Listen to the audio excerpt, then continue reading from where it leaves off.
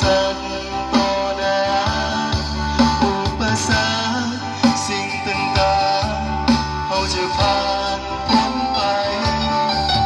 จะยืนอยู่เคียงข้างนางทั้งตัว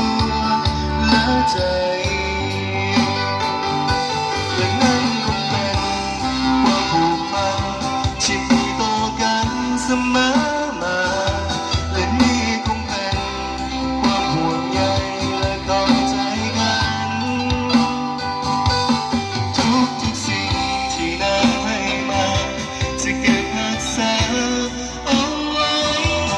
ข้างในจงเชื่อใจในคำสัญญาว่าจะหาเพียงนานหักนางตลอดไปสุดหัวใจ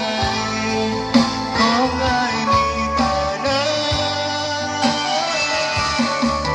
จากวันนี้สู่นิรันดร์จะหักซื่อตรงทุกอย่างบ่มีทางที่อ้ายจะเปลี่ยนใจว่าจะหาเพียงนานหักนางตลอดไปสุดหัวใจของอ้ายมีแต่นางจากวันนี้สู่นิรันดร์จะหักซื่อตรงทุกอย่าง